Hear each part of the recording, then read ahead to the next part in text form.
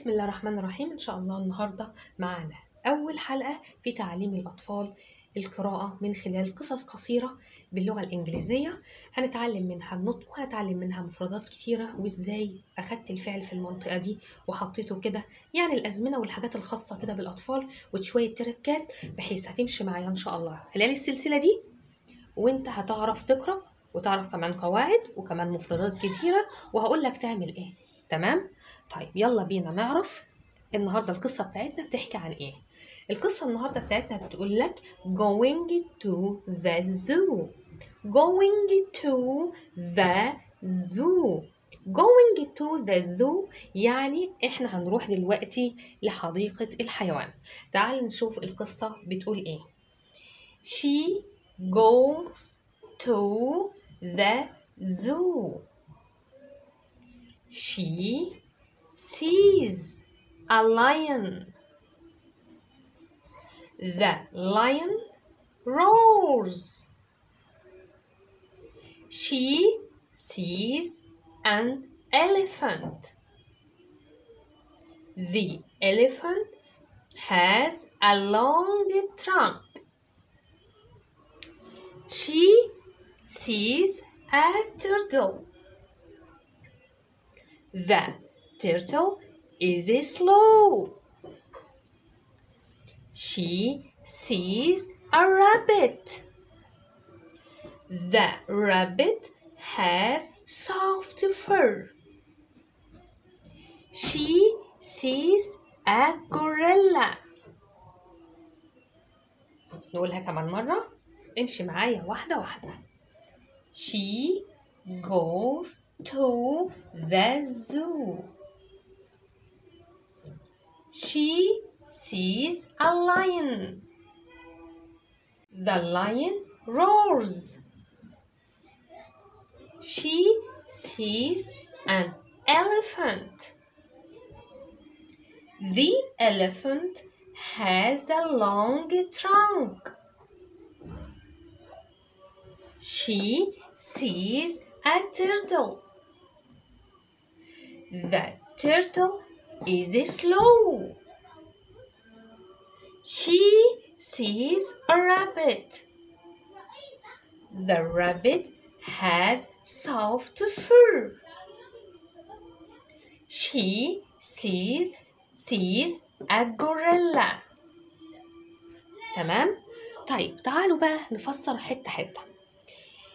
دلوقتي البنوتة أيا كان هي بقول عليها she.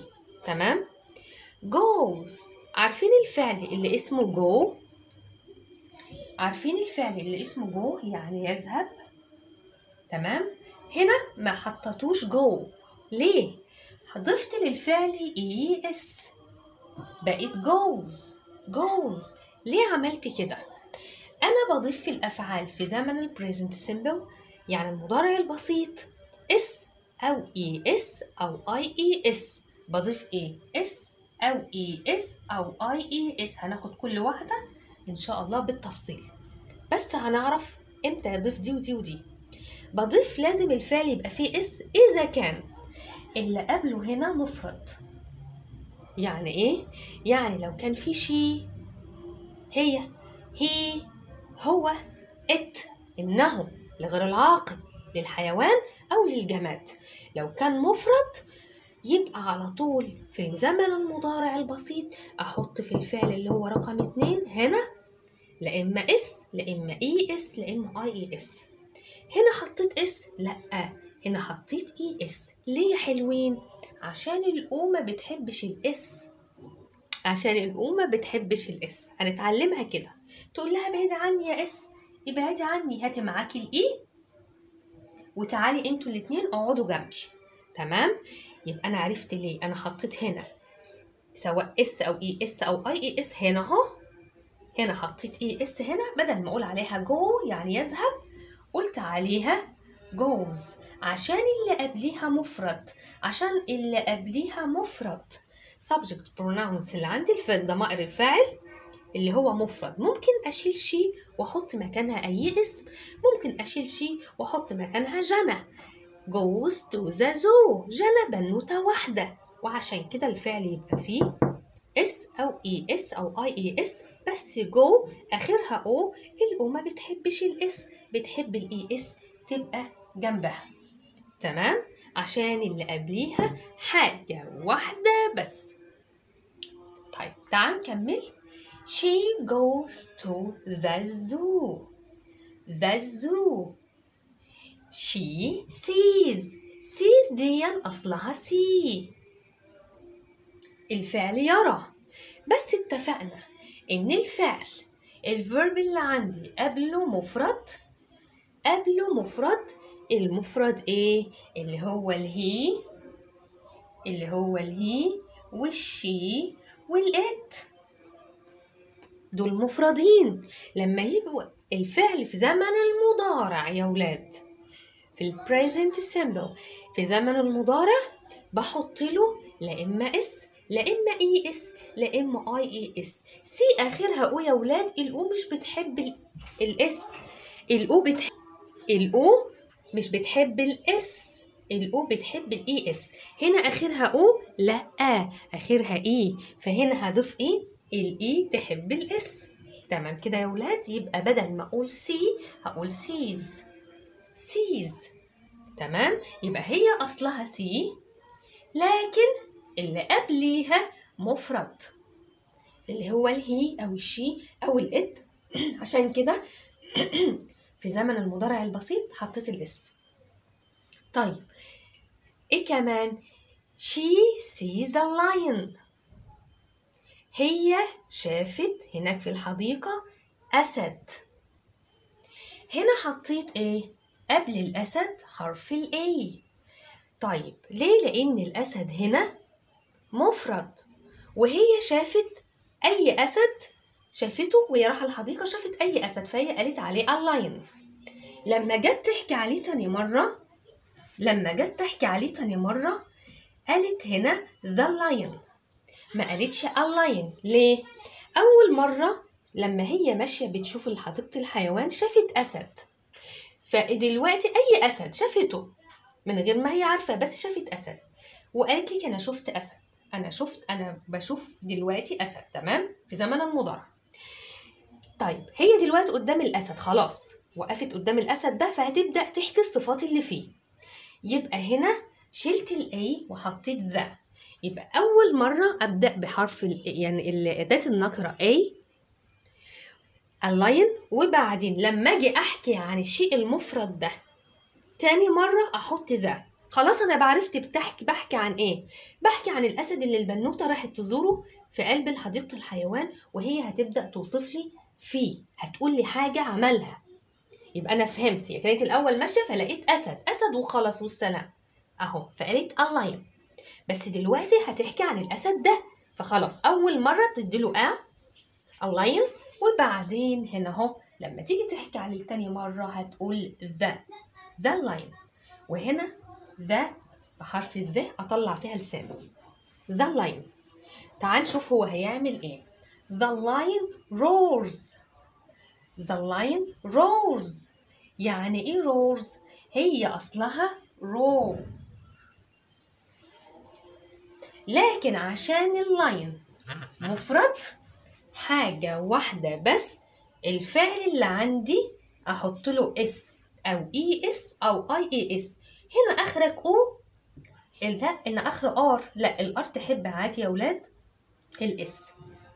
الاس هنا عندي بتقولي إن الفعل ده اللي قبله مفرد. The lion roars يعني ايه؟ يزأر. يبقى roar يعني يزأر، يعمل صوت الزئير بتاعه. تمام، يبقى دلوقتي عرفت ان اي اسم مفرد الفعل اللي جنبه في زمن المضارع لا احط له اس لا اي اس لا اي اي اس. عرفت ان جو يعني لو قبلها حاجه مفرده اقول في زمن المضارع goes. عرفت the lion، الاسم the lion مفرد أسد واحد بس، الفعل اللي هيجي جنبه لا إما في اس لا إما اي اس لا إما اي اي اس في زمن البريزنت سيمبل اللي هو المضارع البسيط، فهتبقى roars. roars. تمام كده؟ طيب يبقى أنا دلوقتي وقفت عند lion، وبعدين بدأت توصف لي أو تقول لي اللاين بيعمل إيه. خدت the lion. تعال نشوف عملت إيه تاني. وهي ماشية يا ولاد she sees an elephant. شافت فيل، أي فيل، وهي قاعدة ماشية بقى، ما هيش رايحة له مش رايحة له شخصيا، لا هي قاعدة تتمشى في قلب اللي حديقة الحيوان، فشافت an elephant. طيب هنا عشان elephant مفرد، اسم مفرد، لازم أحطه قبله لأ لأن، زي هنا قلت a lion. تمام؟ طب هنا أخدت أن ليه؟ عشان elephant بدأ بحرف فاول. الحروف الفاولز اللي عندي اللي هي ال A وال E وال I وال O وال U. الحروف دي لو بدأت في أول الاسم، عشان هو مفرد حاجة واحدة بس، فيه الواحد بس، فباخد قبله أن. يبقى ما أقولش elephant، غلط. أمال هقول إيه؟ an elephant. تمام؟ an elephant اللي هو فيل، اللي هو اسمه فيل، اللي هو اسمه فيل. فيل ده اسمه مفرد. اسم إيه؟ مفرد. الاسم المفرد أحطه قبله يعد، بقدر أعد. لو قدامك فيلين أعدهم 3، أعدهم، أقدر أعدهم. تمام كده؟ بحط قبله لا إما لا إما أن. بس هنا عشان elephant بادئة بحرف فاولز اللي هو الإيه، هاخد قبله أن. تمام؟ يبقى she sees. هنا قلت sees، عرفت ليه بقى؟ ضفت الفعل المضارع يرى اللي هو see، حطيت له اس عشان اللي قبله مفرد. الفاعل اللي هنا اهو في أول الكلام هي، وهي دي مفردة، فعشان كده حطيت ايه؟ اس في الفعل. طيب تعال نشوف. هي خلاص وماشية قابلت an elephant. طالما هتذكر لي الفيل تاني مرة، أول مرة خدت an، تمام؟ هتذكره لي خلاص، تقول لي عليه حاجة. يبقى أما توصف يعني هتقول لي الاسم تاني مرة هتقول لي عليها ذا. تمام؟ بس هنا يا ولاد مش هنطقها ذا، أمال هنطقها إيه؟ هنطقها the elephant. the elephant. الله، دي اسمها ذا، دي اسمها ذا. لما يجي جنبها أي حرف من الحروف الفاول اللي هي ال A وال E وال I وال O وال U، ما بتبقى ذا، بتبقى ذي. يبقى هنا ما قلتش ذا elephant، غلط، هقول عليها the elephant. تمام؟ the elephant. الإليفانت عنده زلومة طويلة. has يعني عنده a long trunk. a long trunk. يبقى هنا has الفعل بتاعها الأصلي اللي هو have.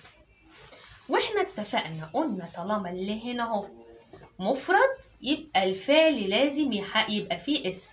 ما بقولش have يعني يمتلك، امال اقول has.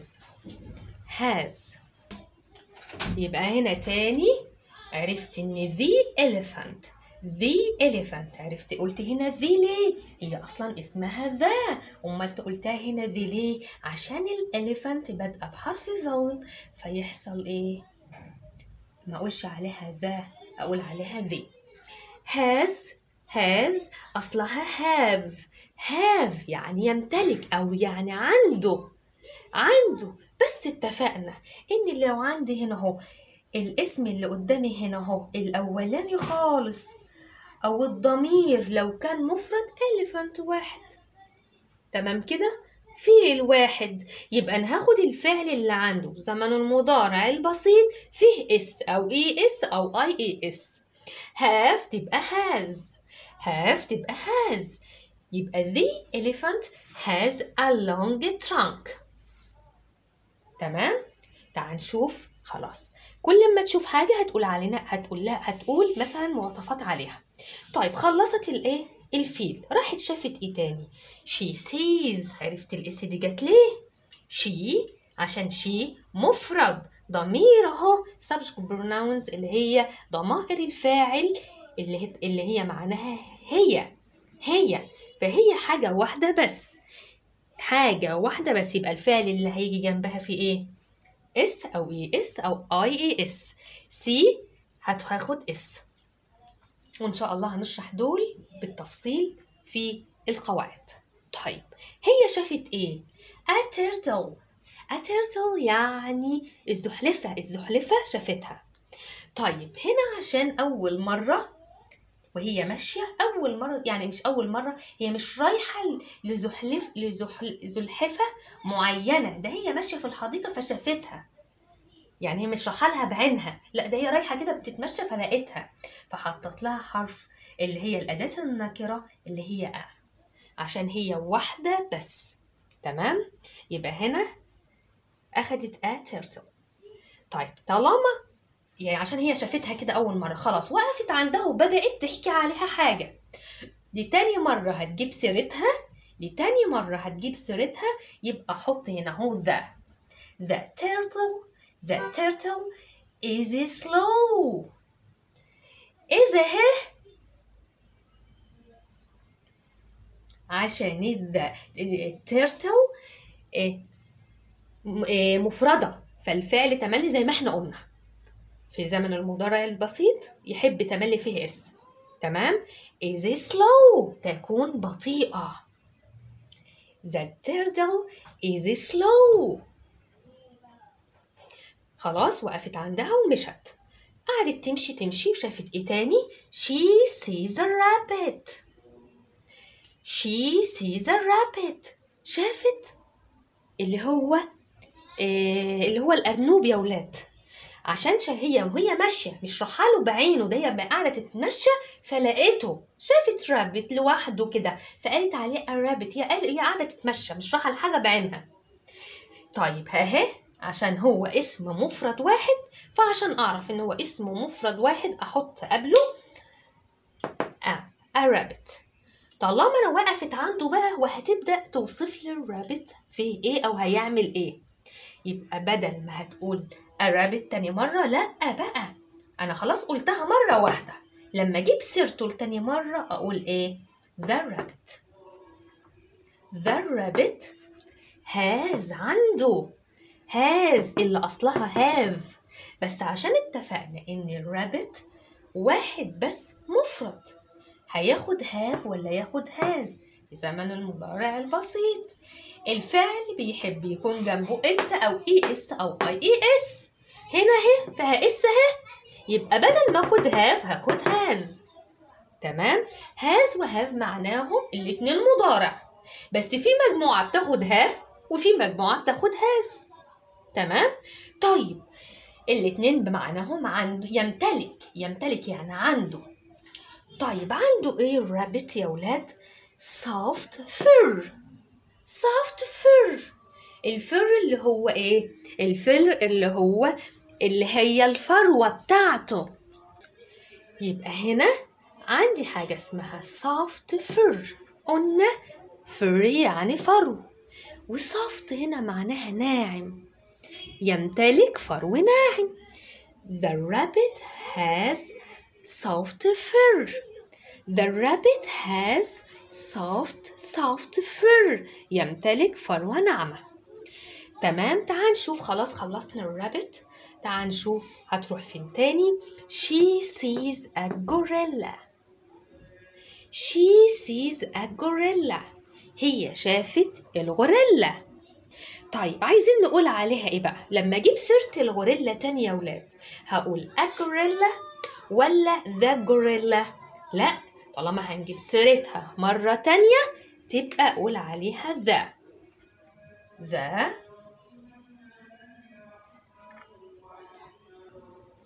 the gorilla is big. كبيرة. the gorilla is big. بتكون ايه يا ولاد؟ كبيرة. ماشي، قوليلي شوية الملاحظات على القصة. لما نيجي نشوف قصة يا ولاد، أول حاجة أول حرف هنا هو عندي يبقى كابيتال. تمام؟ أعرف الزمن اللي أنا شغالة بيه. يعني الزمن يعني الفعل اللي هو رقم 2 موجود في أنهي زمن. هنا عندي زمن المضارع البسيط. طالما سمعت زمن المضارع البسيط يبقى الفعل حاجتين 2، لا إما يجي أصلي أو يجي جنبه اس أو اي اس أو اي اي اس. تمام؟ وده يتوافق مع ايه؟ مع اللي قبله. لو اللي قبله مفرد she he it أو أحمد محمد منى هنا جنى، الأسماء عموما لو حاجة واحدة بس، أو it اللي هي مثلا ايه، قطة كلب أي حيوان ممكن أقول باسمه a dog. تمام؟ أو أشيله وأحط الضمير بتاعه اللي هو it، يعني أقول الاسم أو الضمير. ده لو هنا أول حاجة هنا هو مفرد يبقى الفعل في زمن المضارع البسيط لا إما في اس أو اي اس أو اي اي اس. عرفت إن هي عند الفعل هنا هو اسمه جو، ما بيحبش الاس جنبه، بيحب الاي اس جنبه، يبقى جوز. تمام؟ يبقى أول حاجة تبقى كابيتال واكتب وأنهي الكلام بتاعي بإيه؟ فول ستوب. هبدأ جملة جديدة. البنكتويت يا ولاد خلي بالكم منه. هبدأ جملة جديدة. طالما حطيت النقطة ده أول حاجة في الكلمة الأولى تبقى كابيتال. تمام؟ وبعدين أمشي، أنا بمشي بزمن المضارع البسيط، يعني الفعل اللي هنا أبص فيه يبقى حاجتين 2، لا إما أقول سي لا إما أقول سيز. طب أختار إيه؟ بص اللي هنا رقم 1 مفرد ولا جمع. لو كان هي أو شي أو إت أو الأسماء بتاعتهم يعني منى أحمد حاجة واحدة بس، يبقى الفعل اللي هيجي هنا اهو في اس أو اي اس أو اي اي اس.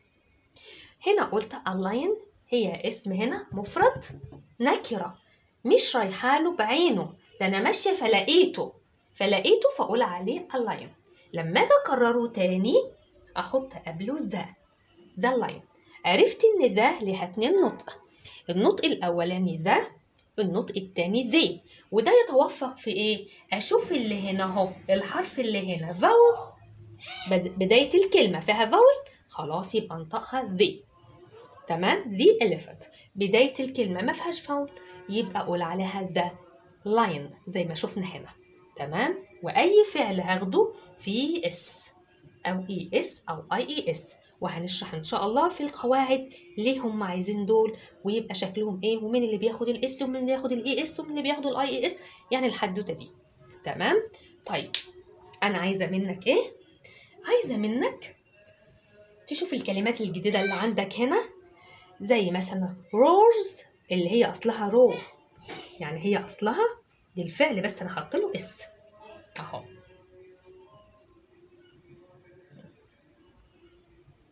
ثانيه واحده، اللي هي اصلها اهي بس انا حطيت اس فيها. تمام كده يا ولاد؟ ومعناها يزقر، يا يعمل الصوت ده. تمام؟ ايه كمان عندي؟ a long trunk، يعني عنده خرطوم طويل اللي هي الزلومه يا ولاد، اللي هو التانك بتاعه اللي بيعبي فيه الميه. ايه كمان عندي؟ شوف بقى a turtle، شوف slow يعني بطيء. تمام؟ عندك ايه تاني؟ عندي has soft fur، soft fur يعني ايه؟ يعني فروة ناعمة. a cat has soft fur. ممكن نشيل the rabbit ونحط مكانها اي حاجة حيوان بقى soft fur. تمام كده؟ وايه كمان يا ولاد؟ عرفت ايه كمان؟ big يعني كبير. دي شوية الحاجات اللي ممكن تمر عليك. نصيحة مني، حاول تحفظ الجملة على بعضيها عشان يبقى عندك طلاقة في الكلام وانت بتقول أي حاجة عن الحيوان اللي قدامك. حاجات بسيطة كده. ممكن أقول لك كمان قاعدة صغيرة كده اهو. حرف الإف، بص معايا، شوف هنا اليو ار. استنى معايا عشان أنا بعيدة خالص عنك، بس خد المعلومة دي وهنكرر كل مرة. اليو ار والاي ار والاي ار، التلاتة دول يا ولاد يتنطقوا ار ار ار. ار فر. ايه كمان؟ طب تعالي اديك جملة. ج ار ل girl. ب ار د bird. ار. تمام؟ عشان لما تشوف اليو ار والاي ار والاي ار هما 3 اخوات نفس الصوت بتاعهم بس مختلفين، في واحده تاخد اي، واحده تاخد يو، واحده تاخد اي، تيجي مع الار. ار. تمام؟